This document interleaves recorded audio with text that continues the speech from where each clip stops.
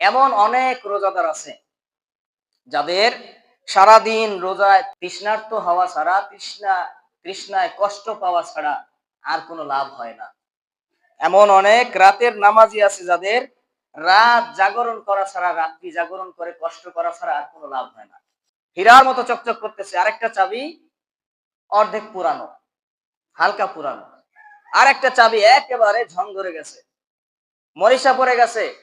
এখন ওই আল্লাহর ওলি তিনি জিজ্ঞেস করলেন যে, শোনো, দাঁড়াও, আমাদের আজকের আলোচনার বিষয় রোজার আদব সম্পর্কে।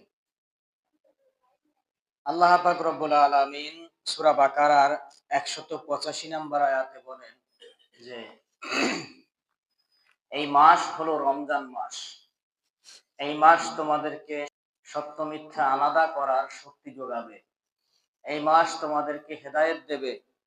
এই মাস তোমাদেরকে হেদায়েত দেবে, সত্যের পথ দেখাবে এবং সত্য মিথ্যা আলাদা করার শক্তি যোগাবে। তো এই পবিত্র রমজান মাসে আল্লাহ পাক রব্বুল আলামিন কালামে মাজিদ, কোরআনুল কারীম দুনিয়ার জিন্দেগিতে, দুনিয়ায় প্রেরণ করেছেন, নাজিল করেছেন। তো এই রমজান মাসে যেহেতু পবিত্র কোরআন দুনিয়ায় আল্লাহ তাআলা পাঠিয়েছেন, তো এই রমজান মাসে অন্ততপক্ষে এই পবিত্র কোরআনের তেলাওয়াত বেশি বেশি জারি রাখা প্রয়োজন, ঠিক কিনা বলেন? তো এই রমজান মাসে আমরা পবিত্র কোরআন তেলাওয়াত নয়, শুধুমাত্র যে অন্যান্য যত ধরনের আমল আছে এগুলো করার আমরা চেষ্টা করলে সুযোগ পাই বেশি। কারণ এই রমজান মাসে মানুষ যতটা অবসর থাকে, যারা দুনিয়া বিমুখ, আল্লাহ তাআলার নৈকট্য পেতে চায়, তারা যতটা অবসর সময়ে থাকে, অন্যান্য সময় অতটা সময় পায় না তারা। বিশ্বের অনেক জায়গা আছে, অনেক মানুষ আছে, তারা সারা বছর কাজকর্ম করে যা পারে, কিন্তু রমজান মাস তাদের জন্য স্পেশাল হিসেবে রেখে দেয়। রমজান মাসে তারা আমল করে, কাজকর্ম একেবারে কমিয়ে দেয়, যতটা কম পারা যায়। আর অনেক মানুষ আছে তো রমজান মাসে কোনো কাজই করে না। তারা চিন্তা করে যে রমজান মাসে শুধু ইবাদত হবে, শুধু কাজ হবে, আল্লাহর ইবাদত। কি হবে? কাজ, শুধুমাত্র আল্লাহর ইবাদত।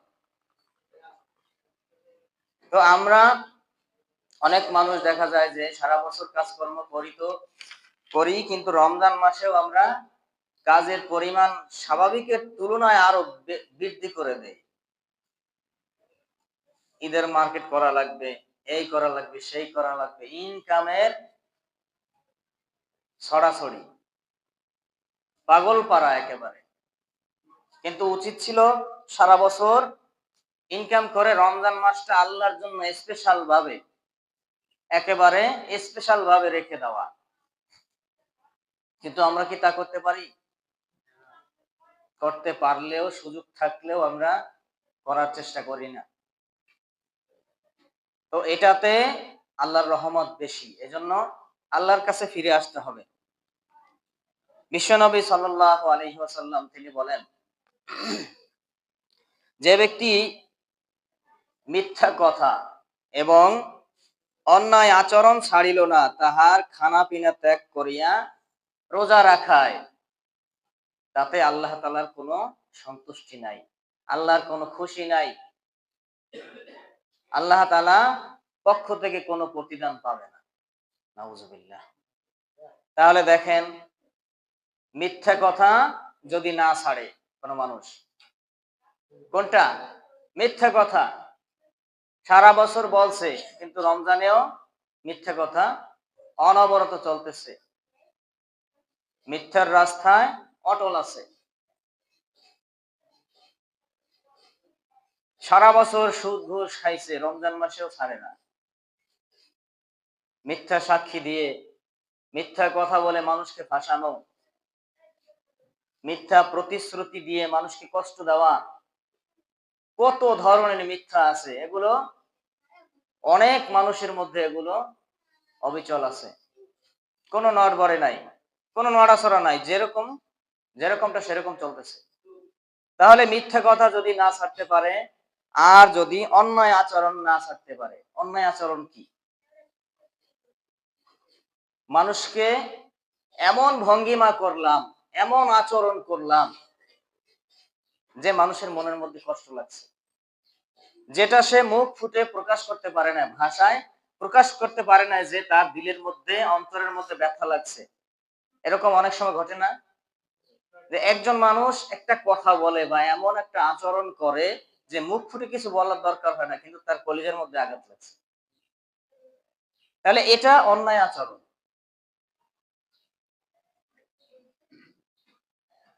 এরকম অনেক ধরনের অন্যায় আচরণ আছে। তাহলে এই যে মানুষের মনের মধ্যে কষ্ট দিলাম, মানুষের মনে কষ্ট দিয়ে আমি রোজা রাখলে এই রোজার কোনো দাম আল্লাহর কাছে নাই, আল্লাহর কোনো এতে কোনো সন্তুষ্টি নাই। তাহলে মিথ্যা কথাও বললাম, মানুষকে কষ্ট দিলাম, অন্যায় আচরণ করলাম, আর রোজাও রাখলাম, তাহলে কি হইল? কোনো লাভ হইল না, বরং তাতে আরো রোজাকে অপমান করা হইল, রোজাকে তুচ্ছ করা হইল, রোজার সম্মানকে নষ্ট করা হইল। ওই যে দেখেন না, অনেকে বলে যে আমরা হয়তো মনে করতে পারি যে রোজার তো সওয়াব হইতেছে, আর মিথ্যা বললাম, অন্যায় আচরণ করলাম, একটা গুনাহ হয়েছে, তাই সমানে সমানে কাটাকাটি, ইফতারি আর সাহারি খেলাম খাও। ওই অনেকে বলে যে কোরবানি করবা কি দিয়ে, টাকা পয়সা তো নাই। কয় যে বুদ্ধি একটা আছে। কি বুদ্ধি? কয় যে চুরি করে গরু নিয়ে আসবো। চুরি করলে গুনাহ হইবে না? কয় যে গুনাহ তো হইবে, কোরবানি করমু আবার সওয়াব হইব, তাহলে গুনাহ আর সওয়াব মিলে কাটাকাটি, গোস্ত খামু খাও, সমান সমান। তাহলে এইটা কি সম্ভব? এই চুরি করা জিনিস দিয়ে যদি কোরবানি করে, এটা কি সওয়াব হইবে? একে তো মানুষের অধিকার নষ্ট করছে, হক নষ্ট করছে, আবার সেটার দ্বারা ইসলামিক কাজ করতে চাইছে, আল্লাহকে খুশি করতে চায়। এটা কি সম্ভব? ঠিক তেমনি আমরা মিথ্যা কথা যদি না ছাড়তে পারি, অন্যায় আচরণ যদি না ছাড়তে পারি, তাহলে এইভাবে এইভাবে চলতে থাকলে রোজা রেখে কোনো লাভ নাই, এই রোজার কোনো ফায়দা হবে না। এই রোজা তাহলে তার জন্য গজব হয়ে যাবে। বিশ্বনবী সাল্লাল্লাহু আলাইহি সাল্লাম তিন ব্যক্তির জন্য বদদোয়া করেছেন। মসজিদে নববীতে জিবরাইল আলাইহিস সালাম তিনি ওহী নিয়ে আসলেন। বিশ্বনবী সাল্লাল্লাহু আলাইহি সাল্লাম মিম্বরের উপরে প্রথম সিঁড়িতে পা রাখলেন, বললেন আমিন। দ্বিতীয় সিঁড়িতে পা রেখে এরপর বললেন আমিন। এরপরে তৃতীয় সিঁড়িতে পা রেখে তিনি বললেন আমিন। সাহাবায়ে কেরাম রাদিয়াল্লাহু তাআলা আনহুম তারা বললেন যে ইয়া রাসূলুল্লাহ, আপনি তো কোনো সময় এরকম করেন না, আপনি তো কোনো সময় এরকম করেন না, আজকে কেন বললেন? বিশ্বনবী সাল্লাল্লাহু আলাইহি সাল্লাম বললেন যে আমি যখন প্রথম সিঁড়িতে পা রাখলাম, জিবরাইল আমিন বললেন, যে ব্যক্তি তার জীবনে মা বাবা অথবা মা অথবা বাবাকে অথবা উভয়কে, মাকে অথবা বাবাকে অথবা উভয়কেই পেল, কিন্তু তার মা বাবাকে সন্তুষ্ট করতে পারলো না হালাল উপায়ে, আল্লাহর কথা বলছে কিন্তু মানে নাই, অবাধ্য হয়েছে, আল্লাহর বিরুদ্ধে যদি কথা বলে সেটা মানা যাবে না, কিন্তু আল্লাহর বিরুদ্ধে যায় না এমন কথা বলছে কিন্তু মানে নাই, মা বাবাকে অসন্তুষ্ট করছে, ওই সন্তান ধ্বংস হয়ে যাবে।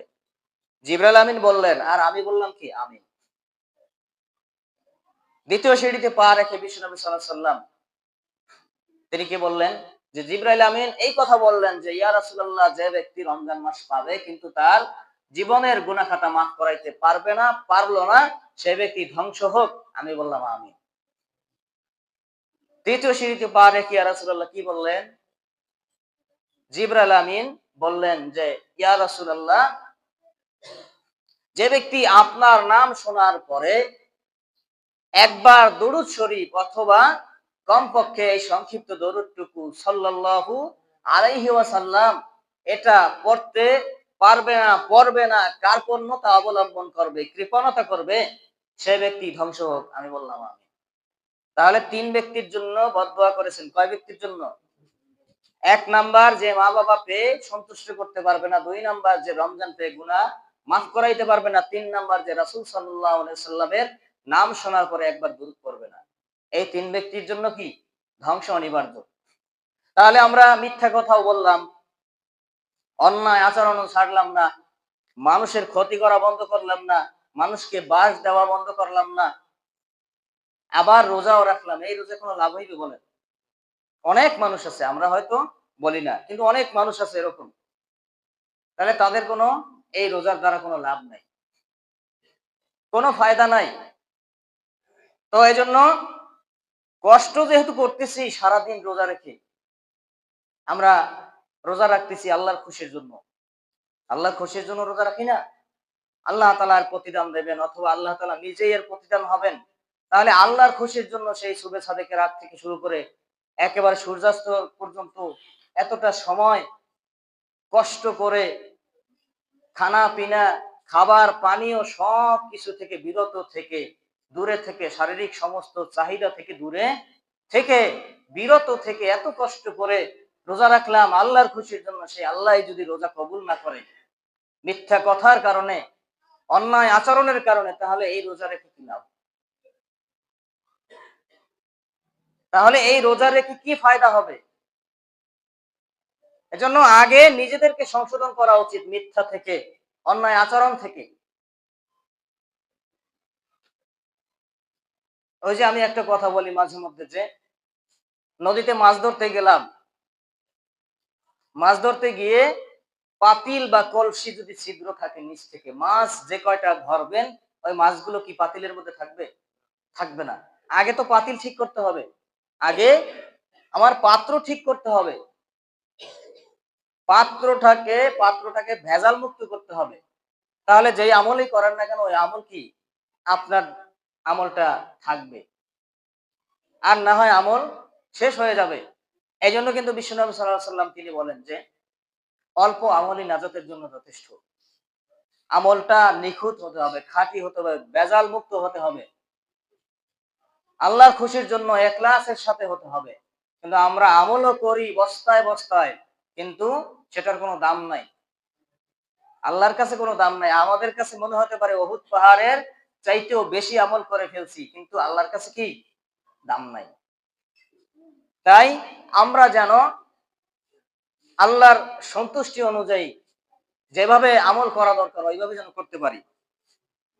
বিশ্বনবী সাল্লাল্লাহু আলাইহি ওয়াসাল্লাম বলেন যে এমন অনেক রোজাদার আছে যাদের সারাদিন রোজায় তৃষ্ণার্ত হওয়া ছাড়া, তৃষ্ণায় কষ্ট পাওয়া ছাড়া আর কোনো লাভ হয় না। এমন অনেক রাতের নামাজি আছে যাদের রাত জাগরণ করা ছাড়া, রাত্রি জাগরণ করে কষ্ট করা ছাড়া আর কোনো লাভ হয় না। কেন হয় না? এই যে তারা অন্যায় আচরণ ছাড়ে না, মিথ্যা কথা ছাড়ে না, মানুষকে কষ্ট দেওয়া, মানুষের ক্ষতি করা, মানুষের চাকরি নষ্ট করা, মানুষের রিজিক বন্ধ করার চেষ্টা করা, মানুষের সম্মান নষ্ট করার চেষ্টা করা, এরকম মানুষ মনে হয় সমাজের মধ্যে নাই। এই সমাজে না থাকলে অনেক সমাজে আছে, যে অমুকে ভালো আছে, খেয়ে পরে ভালো আছে, আর্থিকভাবে ভালো আছে, সামাজিকভাবে ভালো আছে, সম্মানের দিক থেকে ভালো আছে, মানুষটাকে গোনায় ধরে, মানুষটাকে সম্মান করে, শ্রদ্ধা করে, ভক্তি করে, দেখি তার কিভাবে ক্ষতি করা যায়। আছে না না এরকম মানুষ? তাহলে এই মানুষগুলোর কাছে প্রশ্ন, তারা রোজা রেখে কি লাভ হবে? তারা তো সারাদিন শুধুমাত্র তৃষ্ণায় কষ্ট পাবে, না খেয়ে থাকবে, শরীর দুর্বল হবে, এছাড়া আর কোনো ফায়দা হবে না তাদের। তাহলে আগে আমার পাত্রকে ঠিক করি, আগে নিজের পাত্রকে ঠিক করেন, পাত্র ঠিক করেন, ঈমান ঠিক করেন। পাত্র মানে কি? ঈমান। আগে ঈমান ঠিক করেন। এই ঈমান যদি নাই থাকে তাহলে আমল করে কি লাভ হবে? আমাদের এখন বর্তমান সময়ের যে অবস্থা, দাজ্জালি ও ফিতনায় ভরে গেছে। মানুষ মসজিদে বসে ঈমান আনে, আল্লাহর স্বীকৃতি দেয়, আল্লাহ তাআলার সাক্ষ্য দেয়, মসজিদ থেকে বের হয়ে গেলে ঈমান শেষ হয়ে যায়, ঈমান ধূলিসাৎ হয়ে যায়, ঈমান উধাও হয়ে যায়। ঠিক কিনা বলেন? দাজ্জালি ও ফিতনা এমন ভাবে চতুর্দিকে ভরে গেছে, সয়লাব করেছে যে ইমান মসজিদ থেকে বের হলে আর ইসলামী মসজিদ থেকে বের হলে আর ইমান থাকে না, ইমান শেষ হয়ে যায়। তাহলে ইমান আগে ঠিক করতে হবে। আমি আরেকদিন একটা কথা বলছিলাম যে ইমান যদি না থাকে তাহলে কোনো আমলের কোনো লাভ নাই, কোনো দাম নাই আল্লাহ তাআলার কাছে। ইমান কি রকম? আপনি হাজারটা শূন্য লেখলেন আপনি একটা জায়গায়, কিন্তু ওই শূন্যগুলোর কোনো দাম আছে? হাজার শূন্য লেখলেন, ওখানে কোনো সংখ্যা নাই, ওই শূন্যর কোনো দাম আছে? কোনো দাম নাই। ওই শূন্য লেখার আগে আপনি যদি এক লিখতেন অথবা দুই লিখতেন, একটা সংখ্যা লিখতেন, তাহলে এক লিখলেন, এরপরে সামনে যদি একের সামনে আপনি একটা শূন্য বসান, কত হবে? 10 গুণ বৃদ্ধি পাবে। আরেকটা শূন্য বসাইলেন, 100 গুণ বৃদ্ধি পাবে। তাহলে ইমান আপনার এক, ইমান নাম্বার ওয়ান। এই নাম্বার ওয়ান আগে যদি ঠিক করতে পারেন, এরপরে আপনি যত আমল করেন সবগুলো কি আপনার মর্যাদা, আপনার স্ট্যাটাস, আপনার সম্মান, আপনার দাম আল্লাহ তাআলার কাছে বৃদ্ধি করতে থাকবে। আর যদি ইমানই না থাকে, তাহলে ওই যে হাজারগুলো শূন্য, হাজারগুলো ভালো কাজেরও কোনো আল্লাহর কাছে কোনো দাম নাই। তাহলে ইমান আগে ঠিক করতে হবে, ইমান ছাড়া কোনো আমলের দাম নাই। এজন্য দেখবেন যে অনেক বিধর্মীরাও পর্যন্ত ভালো ভালো কাজ করে, কিন্তু তাদের প্রতিদান আল্লাহ তাআলা দুনিয়ায় দিয়ে নেবে, দুনিয়ায় তাদের প্রতিদান দেবেন, কিন্তু আখেরাতে কিচ্ছু দেবেন না। কেন দেবেন না? কারণ হলো তাদের আসল জিনিস নাই, তাদের আসল পাত্র ঠিক নাই, তাদের আসল ছিল কি? ইমান। সেই ইমান জিনিসটাই তাদের মধ্যে নাই। আল্লাহ তাআলার বিশ্বাস যার মধ্যে নাই, সে যত ভালো কাজই করুক না কেন, ওই ভালো কাজের আল্লাহর কাছে কোনো দাম থাকবে? কোনো দাম থাকবে না। তাই আমরাও যদি আমাদের ইমান দুর্বল হয়ে যায়, শেষ হয়ে যায়, তাহলে যত ভালো কাজ করবেন দেখবেন যে সবগুলো কি শেষ হয়ে গেছে, উধাও হয়ে গেছে, কোনোটাই জমা থাকবে না, অবশিষ্ট থাকবে না। তাই ইমান আগে পরিশুদ্ধ করতে হবে। বিশ্বনবী সাল্লাল্লাহু আলাইহি ওয়াসাল্লাম তিনি বলেন যে আল্লাহ পাক রব্বুল আলামিন রমজানের রোজা তোমাদের উপরে ফরজ করেছেন, আর তারাবির নামাজ পড়া তোমাদের জন্য সুন্নাত করে দিয়েছেন। সুবহানাল্লাহ।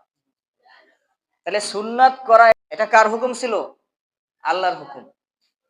ফরজ করে দিয়েছেন সেটাও আল্লাহ তাআলা, তারাবির নামাজ সুন্নাত করে দিয়েছেন সেটাও কে? আল্লাহ তাআলা।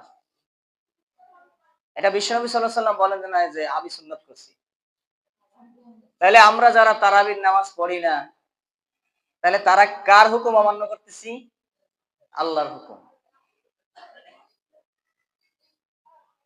এজন্য এই ফরজ রোজা এবং সুন্নাত তারাবি এটা যেন আমরা গুরুত্ব সহকারে আদায় করি, চেষ্টা করতে হবে আমাদের। বিশ্বনবী সাল্লাল্লাহু আলাইহি ওয়াসাল্লাম বলেন যে এই মাসে একটি নফল ইবাদত করলে একটা ফরজের সমান সওয়াব তার আমলনামায় লেখা হবে। সুবহানাল্লাহ। আর যদি কোনো ব্যক্তি একটা ফরজ আদায় করে, তাহলে তাকে ৭০টি ফরজ আদায় করার সওয়াব তার আমলনামায় আল্লাহ তাআলা লিখে দিবে। বিশ্বনবী সাল্লাল্লাহু আলাইহি ওয়াসাল্লাম বলেন যে এই মাস হলো ধৈর্যের মাস। এই মাস কিসের মাস? ধৈর্যের মাস, সবরের মাস। আর ধৈর্যের ফল বিশ্বনবী সাল্লাল্লাহু আলাইহি ওয়াসাল্লাম বলেন যে বেহেশত ছাড়া কি হতে পারে?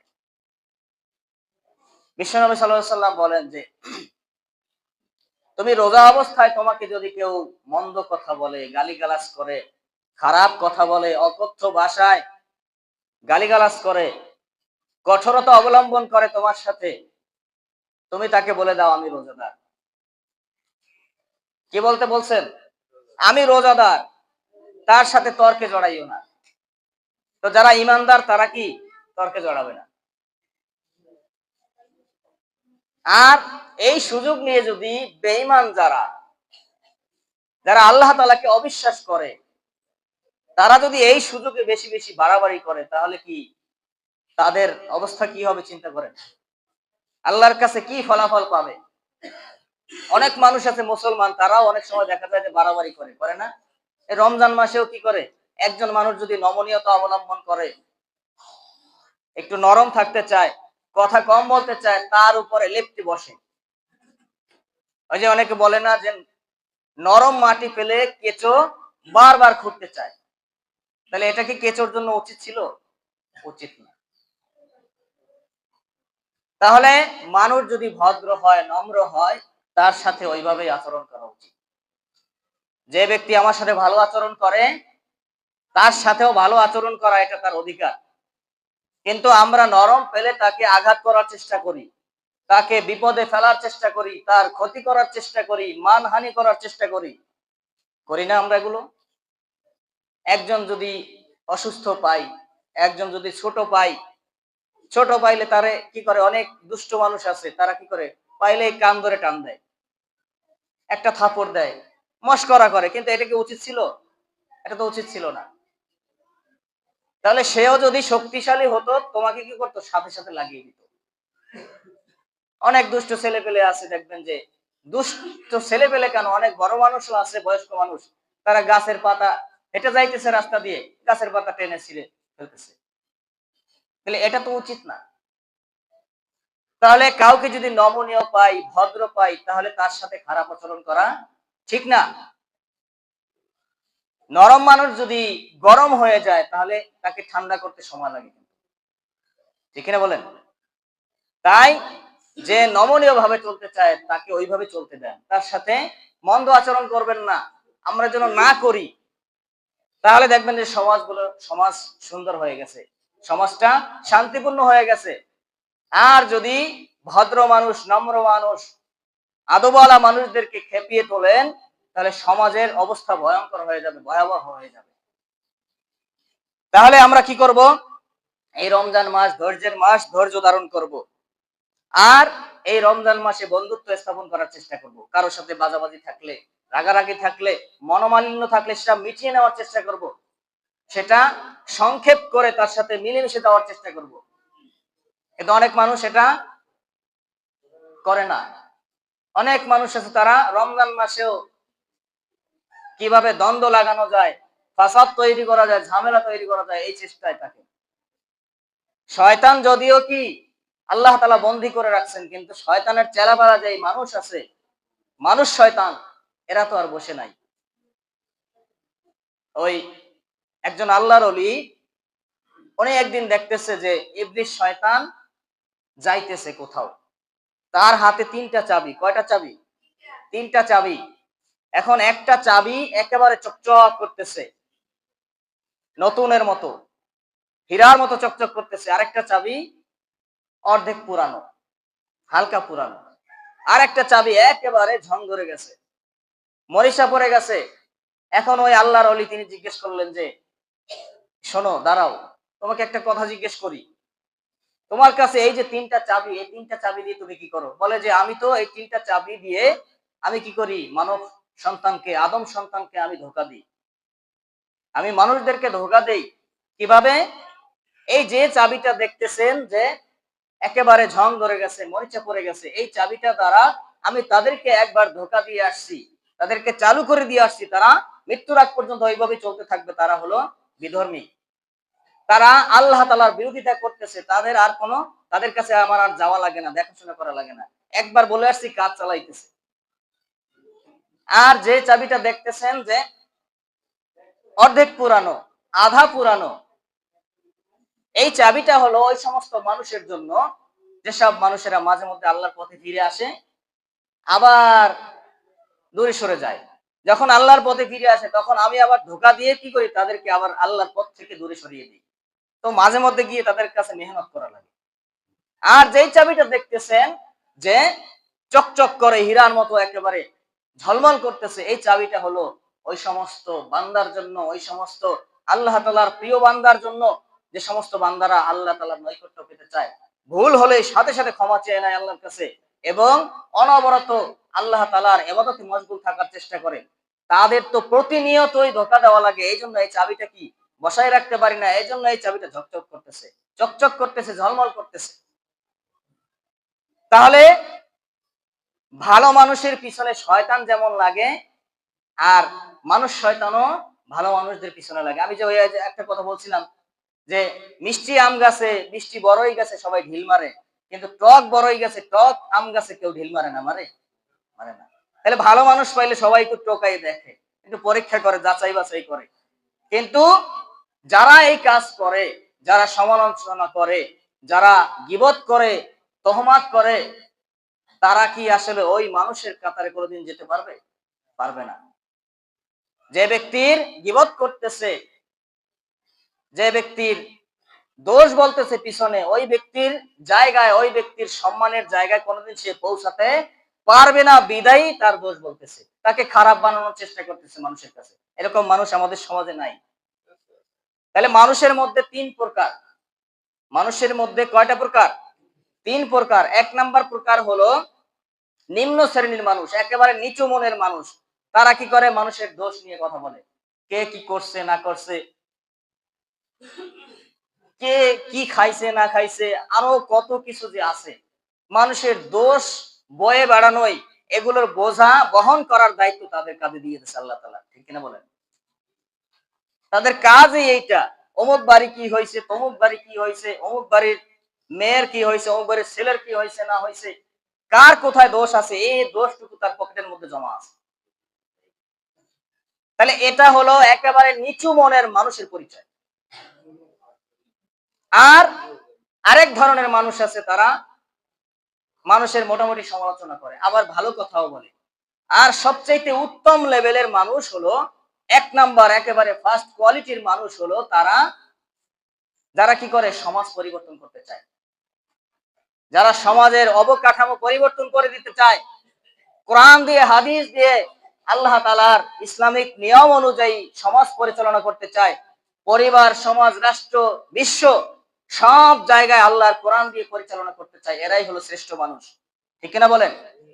তাহলে মানুষের মধ্যে কোয়ালিটি তিনটা। এখন সিদ্ধান্ত আপনার আমার, ডিসিশন আপনার আমার নিতে হবে। আমি সেই নিচু মনের মানুষ হব, নাকি মধ্যম মানুষ হব, নাকি একেবারে শীর্ষ লেভেলের উত্তম কোয়ালিটির মানুষ হব, এই সিদ্ধান্ত আপনার আমার নিতে হবে।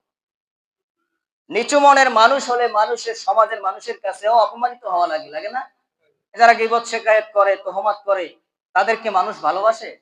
ভালোবাসে না। যদি শক্তি, ক্ষমতা, টাকা পয়সা থাকেও, ওই উপর থেকে ভালোবাসে, সালাম দেয়, কিন্তু ভিতর থেকে, অন্তর থেকে কেউ ভালোবাসে না।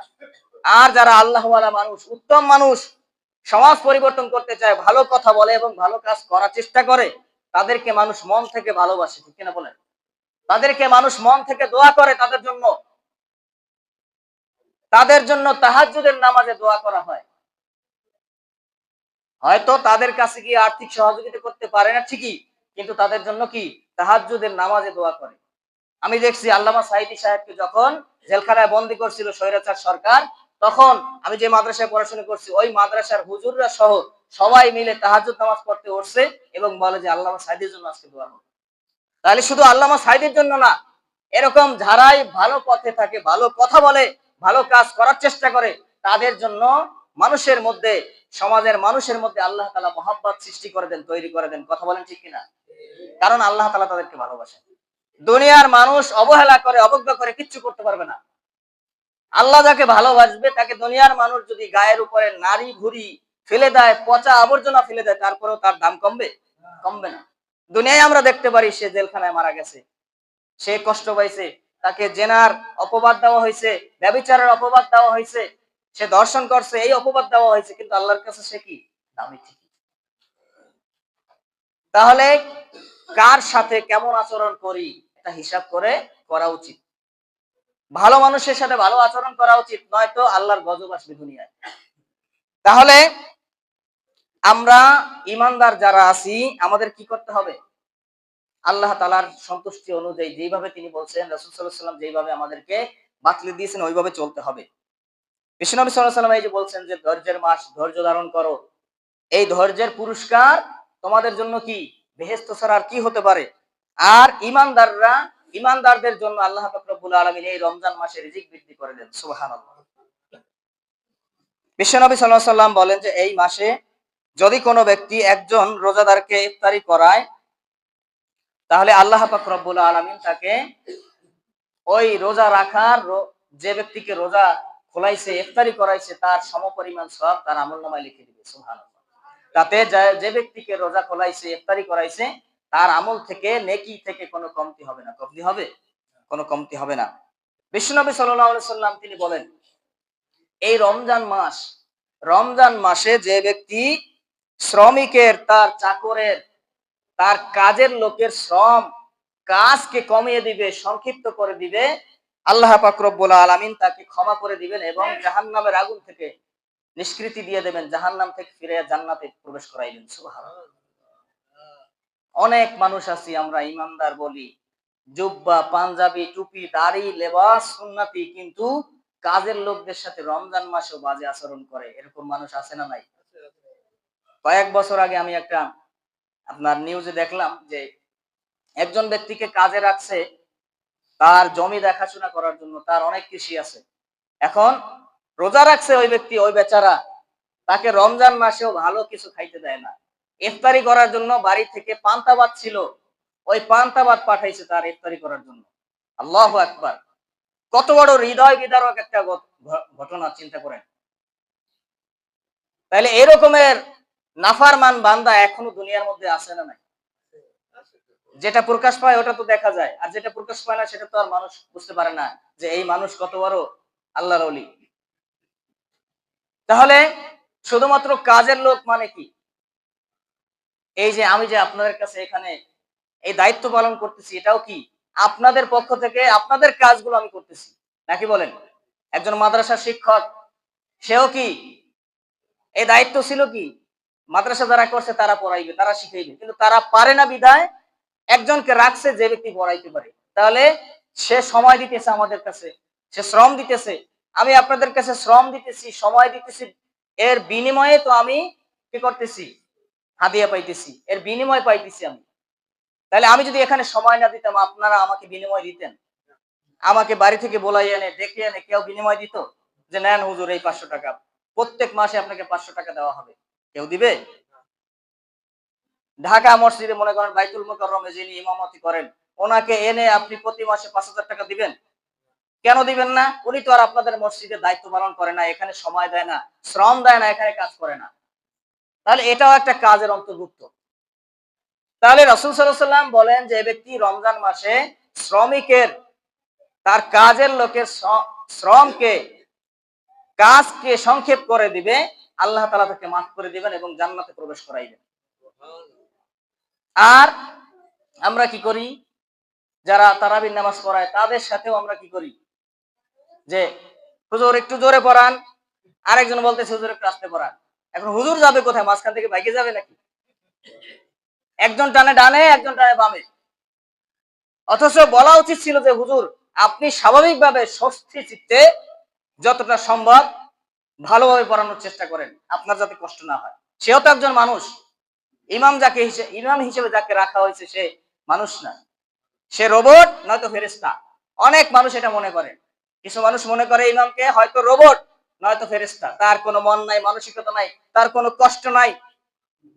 ঠিক কিনা বলেন? ইমাম হয়তো রোবট নয়তো ফেরেশতা, ফেরেশতাদের কোনো ঘুম নাই, খাওয়া নাই, কিচ্ছু নাই, তারা ইবাদত আল্লাহ তাআলা বলতেছে আর করতেছে। আর রোবট আমি যেইভাবে চালাইতেছি ওইভাবে চলে। তাহলে হয়তো ইমাম রোবট নয়তো কি ফেরেশতা, তার কোনো ভুল নাই। কিন্তু এটা আমাদের মস্তিষ্কের মধ্যে রাখা উচিত ছিল যে সে একজন মানুষ। ইমাম হওয়ার আগে সে একজন কি মানুষ, রক্তে মাংসে গড়া সে একজন মানুষ। তাহলে আমরা কি করব? ইমাম সাহেবকে যেরকম আমরা সহযোগিতা করব, ইমাম সাহেবের উচিত সবাইকে সহযোগিতা করা, পরামর্শ সাপেক্ষে যেই কাজ করা হয়, যেটা পরিচালনা করা হয়, ওখানে আল্লাহ তাআলার রহমত নাজিল হয়। আর যেখানে মাথা দিয়ে ঠেলা হয় ওখানে আল্লাহর গজব ছাড়া কিচ্ছু আসে না। অনেক সময় আমরা মাথা দিয়ে ঠেলি অনেক কাজকে, অনেক কথাকে, যদিও বিস্তারিত এখন বললাম না। যাই হোক, আমরা যতটুকু কথা শুনলাম এই রোজার আদব সম্পর্কে, আমরা যেন কথাগুলোর উপরে আমল করতে পারি। আল্লাহ পাক রব্বুল আলামিন আমাদের সকলকে কথাগুলোর উপরে আমল করার তৌফিক দান করুন, আমরা বলি আমিন। ওয়া আখিরু দাওয়ানা আলহামদুলিল্লাহি রাব্বিল আলামিন। আসসালামু আলাইকুম ওয়া রাহমাতুল্লাহি ওয়া বারাকাতুহু।